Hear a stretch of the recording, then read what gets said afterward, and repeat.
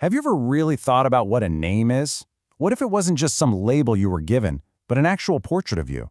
What if your personality, your story, your whole identity could be captured in just a few sounds? Well, today, we're diving into a world where that's not just a cool idea. It's very, very real. Just listen to this phrase for a second. The soft wave that becomes radiance. Sounds beautiful, right? Like something straight out of a poem. But what if I told you this isn't just poetry? What if this was someone's actual name? And that's the core question we're going to unpack today. I want you to imagine a system where a surname isn't just passed down, it's built. It's an intricate little story, carefully put together to describe the very soul of a family.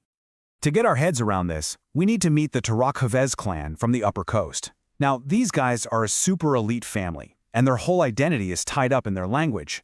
The secret to figuring them out? Well, it's been hiding in plain sight this whole time, right inside their names. So, if we want to crack this code, we've got to become linguists for a few minutes.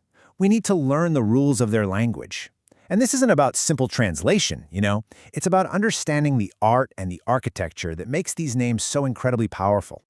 The specific dialect they use is called the Waslaja variant. Think of it like a linguistic signature for the whole clan. It's all about these really fluid, almost musical sounds.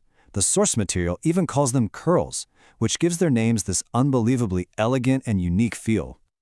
Okay, so check this out. Every single noble name they have is built on these 4 pillars. First, it has to have that signature Wa/Ja coastal sound. Simple enough. Second, length really matters here. Longer names mean higher status, which is a huge deal for this clan. Third, and this is the big one, the meaning has to connect to the family's personality, their elemental nature. Are they fiery? Are they like the wind?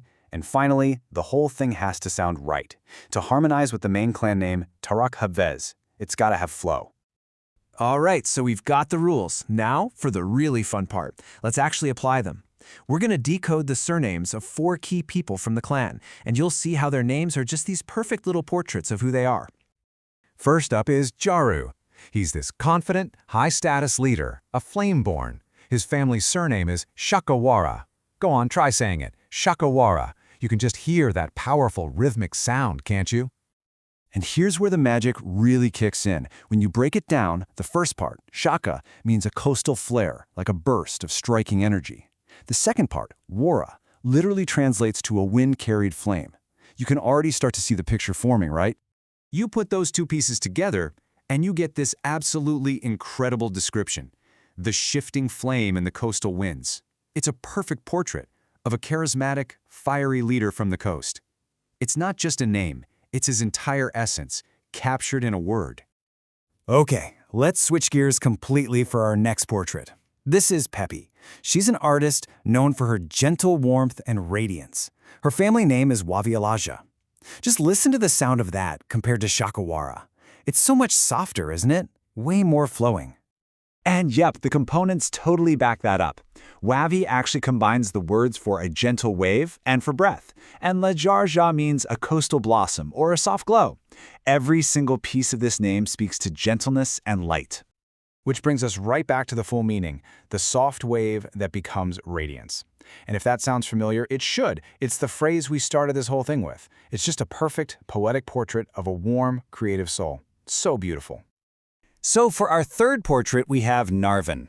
He's described as a poet, very observant, kind of shy-minded. His surname is Kuhajawarina.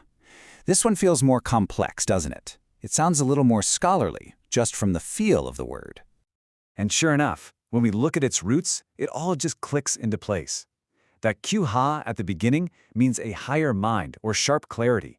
And the root Shauran translates to an air speaker or a thinker. The entire name is literally built around intellect and observation. So the full meaning?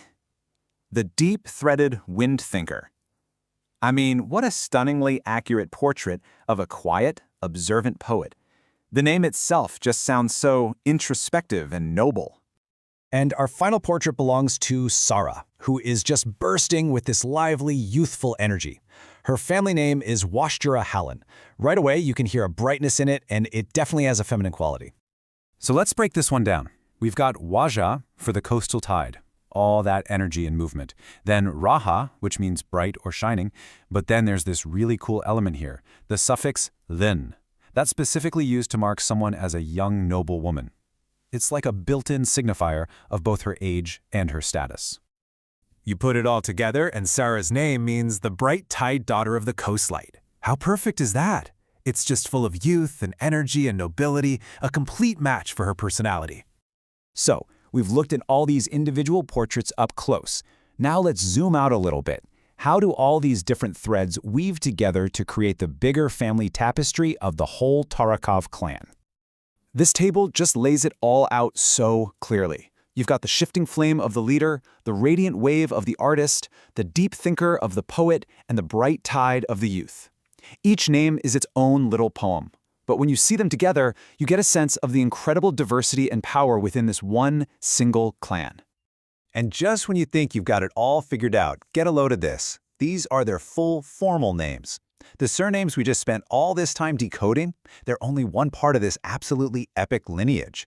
It just shows you how deep this culture goes when it comes to identity and language. So what's the ultimate takeaway here? For the Tarakavas clan, a name is never just a word. It's a work of art. It's a little condensed story that carries the weight of a personality, the soul of a family, and the legacy of an entire culture.